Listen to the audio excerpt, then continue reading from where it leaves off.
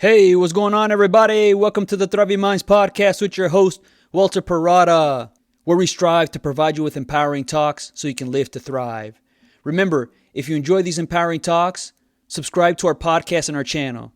I hope you find yourself in the right frame of mind, focusing on all the things within your control.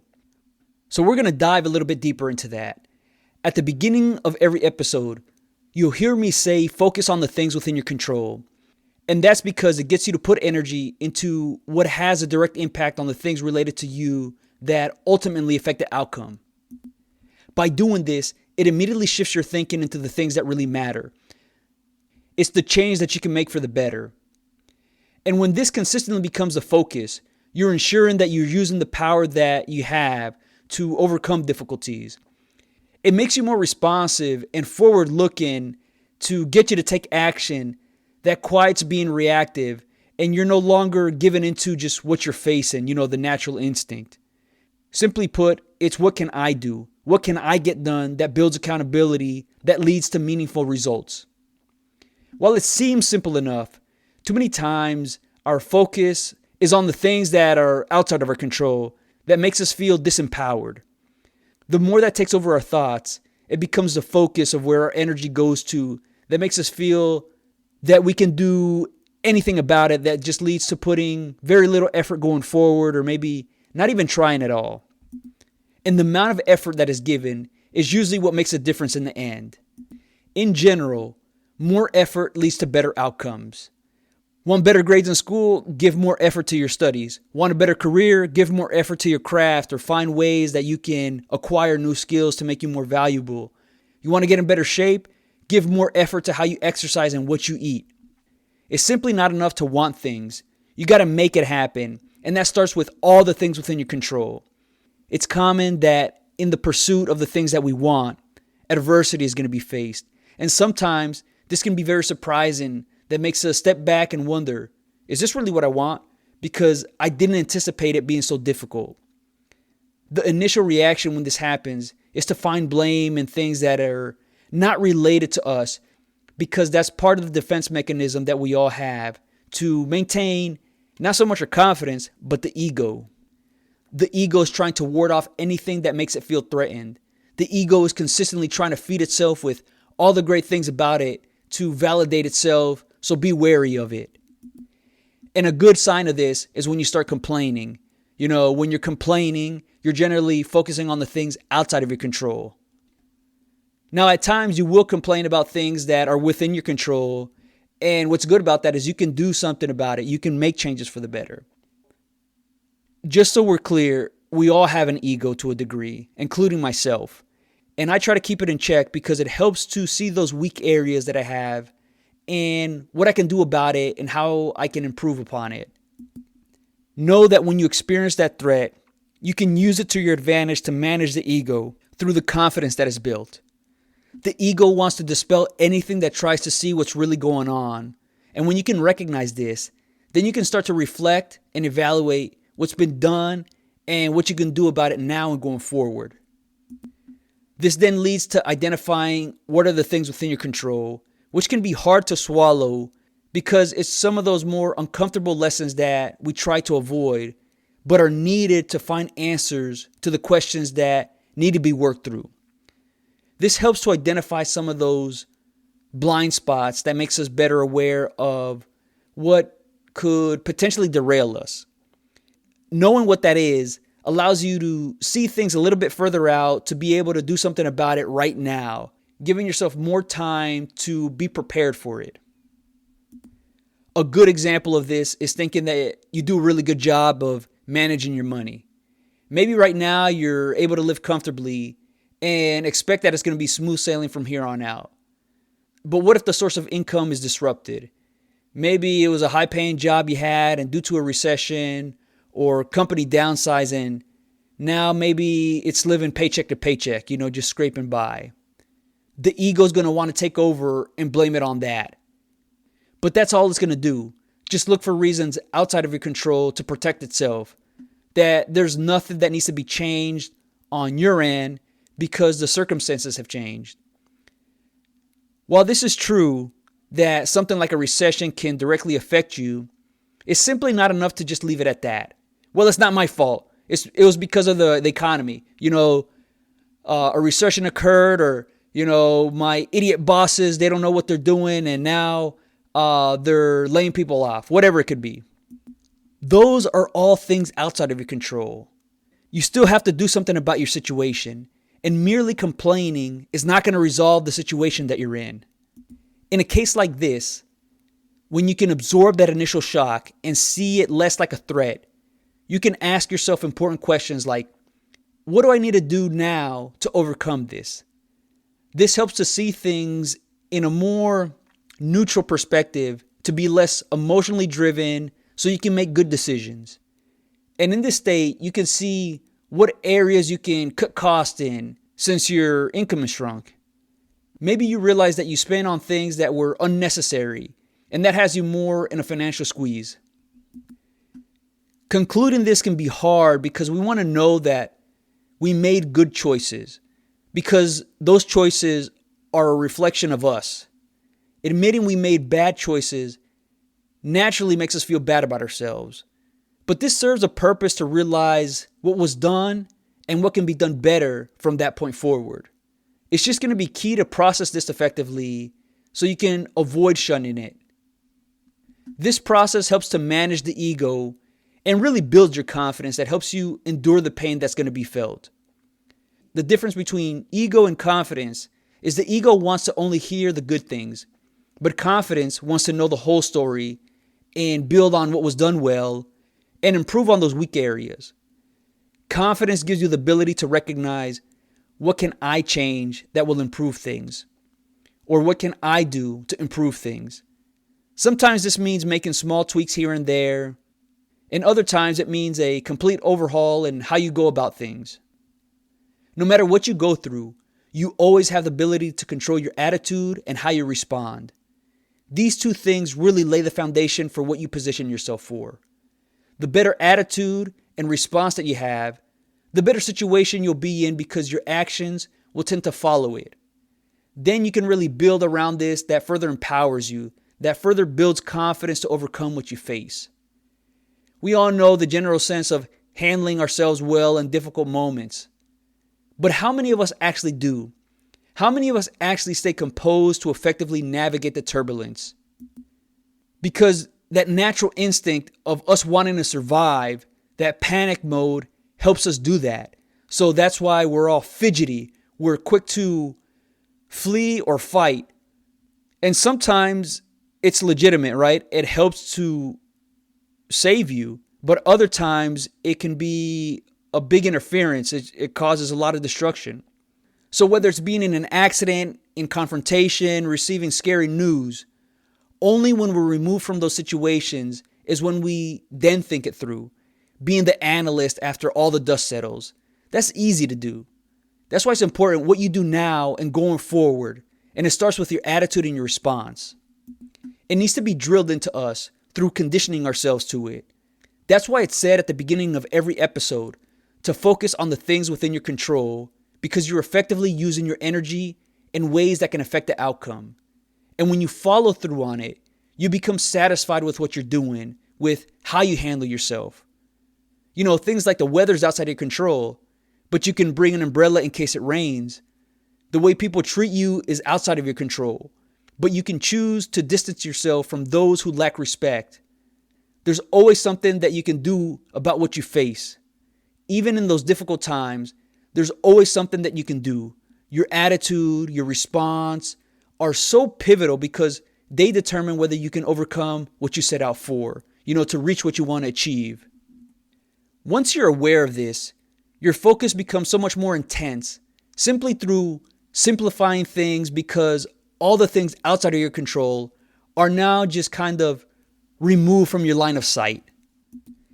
By eliminating all the different distractions, now your energy can be diverted into just a few different things, or maybe even just one singular thing, so you can maximize the effort that you put in. On average, we have about 6,000 thoughts per day, and the less different number of subjects or topics that we have to think about, that means there's more thoughts that can be diverted into just a few things. This means that you can think thoroughly through those things that you identify that are really important. So if you go back to the case of thinking that you're doing a good job of managing your money, only later to find out that from the financial struggles that you have through the things outside of your control, such as a recession or just layoffs at the company that you're at. If other thoughts start to pile onto that, such as political issues, the state of the world, the state of your community, the state of your country that you live in, all this is just clouding your thoughts from figuring out what you can do to improve your financial situation to overcome the hardships. And really, it's going to feed trying to find blame on those other things. But those other things related to politics, how the world is, all those things, you have very little impact on what can be done. Not to say that you can't do anything about it, but many of those things are outside of your control. So then why should you give any significant attention to those types of things when what's right in front of you is what really needs your time and effort? Remember, if you enjoy these empowering talks, subscribe to our podcast and our channel. So this approach is going to help you out on a daily basis because there's always going to be some sort of occurrence where something really annoys you, angers you, saddens you, disappoints you, whatever it is. And it's unreasonable to try to avoid them altogether. It's really just about managing those situations from snowballing for the worse. Things like people making you angry for whatever reason, where you're driving and maybe they cut you off. And that's a legitimate reason to be angry. They're putting your safety and other people's safety at risk. So, this can cause you to swerve and potentially hit a nearby car. But you can be prepared ahead of time before the situation even happens, when you can consistently ingrain it into you through your attitude and your response, as those things are always within your control. And this is going to help to mitigate some of those situations. So in a case like this, it's perfectly logical to get angry at that person that just cuts you off. But you can counter that by staying composed, to allow them to go in front of you so they can go about their business and you can go about yours, where you drive away safely from the situation. We all know what we should do, but when it comes time to do so, the emotion that we experience drives us to just go with it. That's part of going back to those survival instincts. We want to either yell at them or maybe even try to pick a fight with them. But in the end, what does that really get you? Does it really benefit you to give into that impulse? It might make you feel good in the moment, when you can retaliate and get back at them. But that's only in the short term. Constantly reframe how situations are interpreted through allowing what you're thinking and feeling to better digest what's going on. It's the concept of thinking before acting, and really add value by understanding what took place, what the natural reaction is, which can help maintain your safety. And then you can figure out what to do to mitigate things or turn things around for the better. When the focus can be less on who's to blame and focus more on what can be done, it allows you to move on from things a lot quicker. You see, it's very tempting to get into the blame game because it's deflecting some of that responsibility that you have.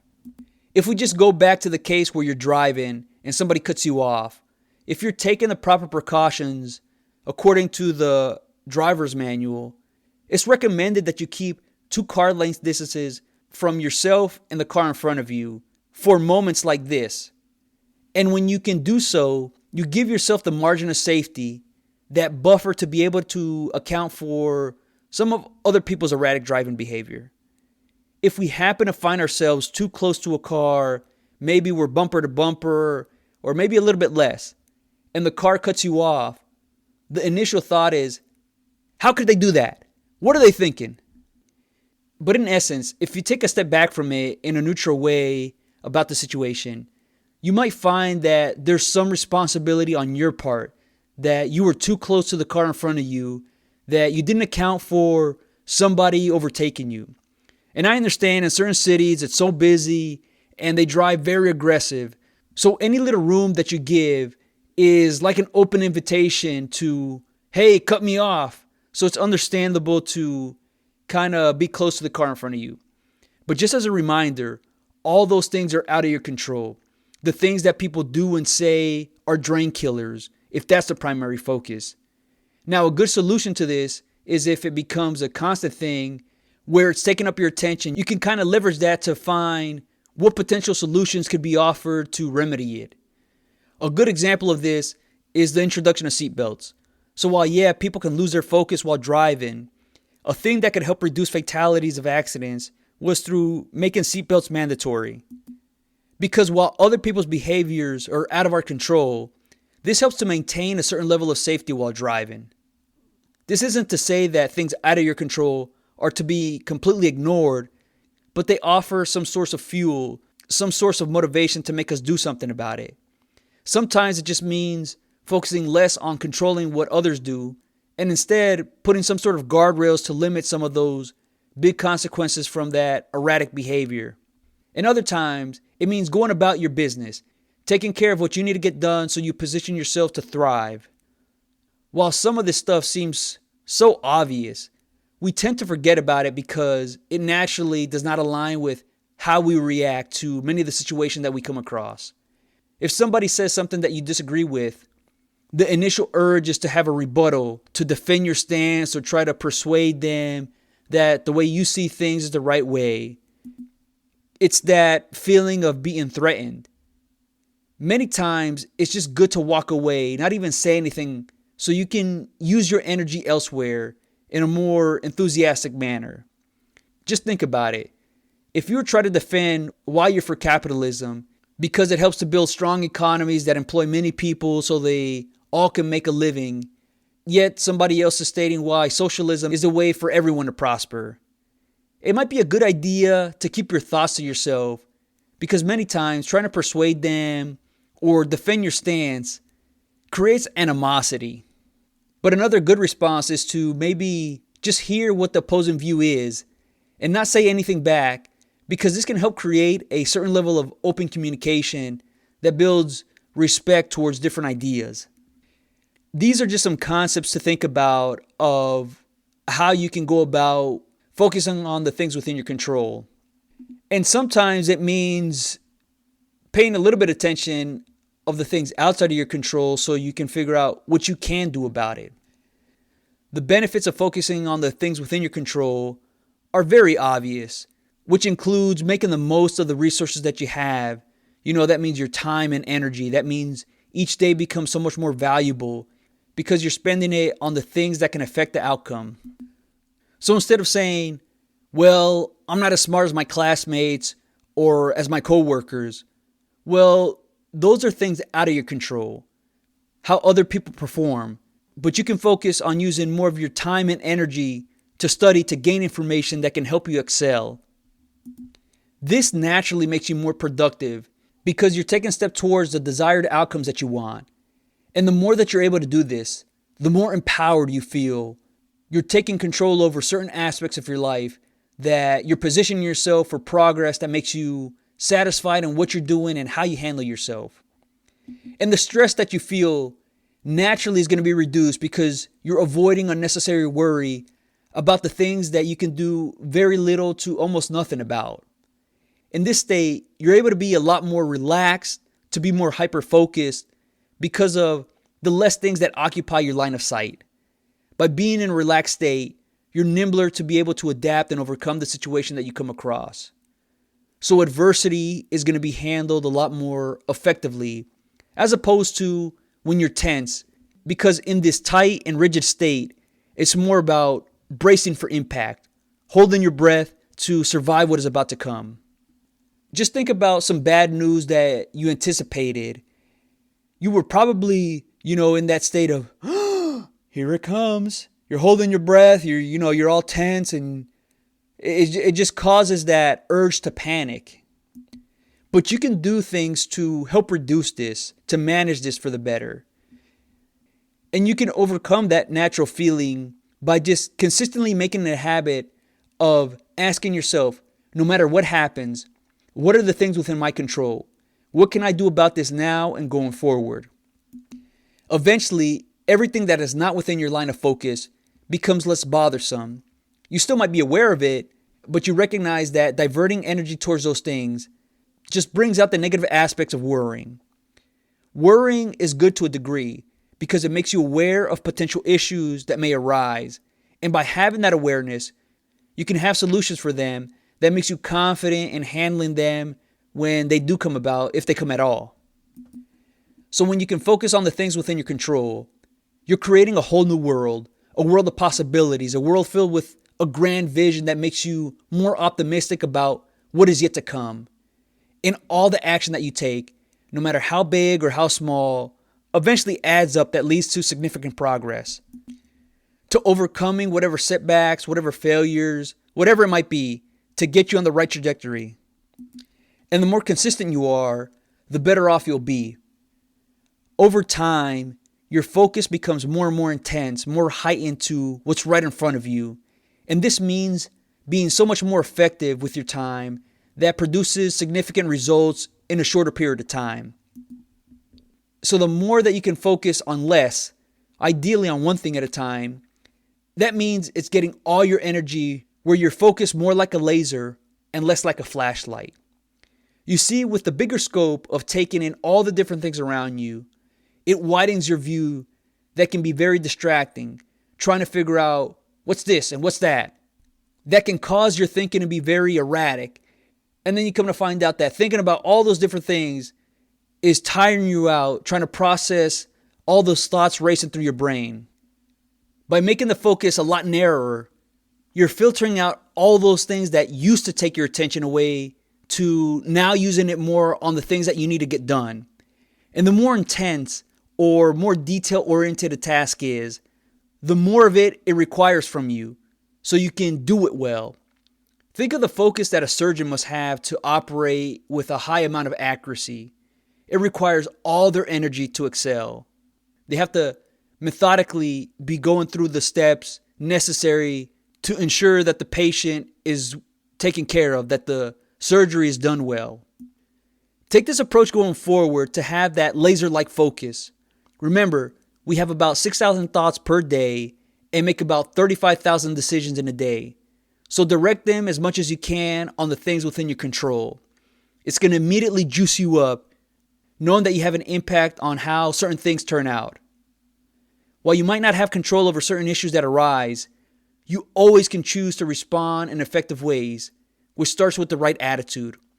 Unaware of what you choose to focus on, then the survival mode kicks in, looking to find blame and avoiding taking responsibility on your end. Going down this hole is basically just foregoing the power that you have. So pay attention to what you choose to focus on. There's so many things outside of our control, which is a great benefit because it allows us to focus on a few things that are within our grasp. It's not to say that we have complete control over every aspect of our lives, but we have some impact over how things play out, especially in how we choose to respond in the situation that we encounter. Asking yourself this gets you on your way to doing something about it. Choose wisely on where you spend your time and energy. Remember, if you like these empowering talks, subscribe to our podcast and our channel. I hope you enjoyed this episode. If you're interested in more topics like this, become a Thriving Minds member at www.thrivingminds.live. It's your personal development resource so you can build that right mindset so you can live to thrive. All right, until next time.